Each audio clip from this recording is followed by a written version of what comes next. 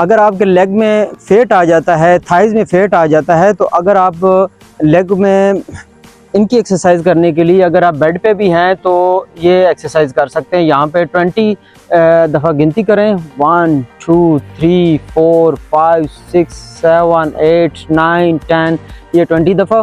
और फिर यहाँ से राइट हो जाना है, राइट 20 दफ़ा करना है, 1 2 3 4 5 6 7 8 9 10।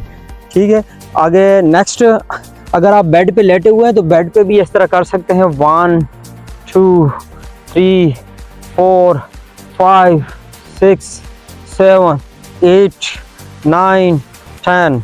इससे वेट का चर्बी कम होगी आपकी लेग की।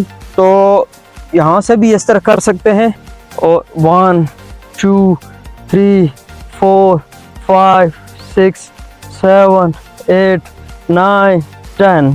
और अगर आप समझते हैं कि हमारा पेट का भी जो है ना मसल थोड़े एक्टिव करने हैं और बिल्कुल अंदर लगाना है, तो ये भी कर सकते हैं, 1 2 3 4 5 6। फिर इस पे साइकिलिंग चला सकते हैं, या इस तरह करें, 1 2 3 4 5 6 7 8 9 10। थोड़ा थोड़ा कर लें।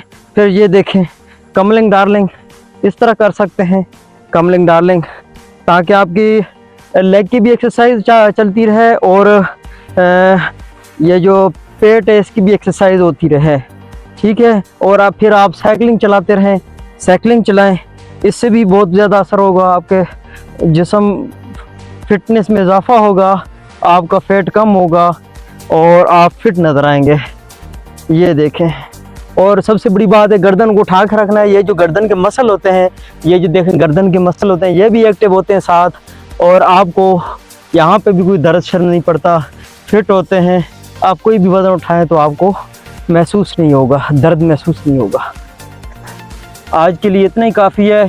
नेक्स्ट एपिसोड में हम दोबारा आपके लिए कोई नई एक्सरसाइज लेकर आएँ।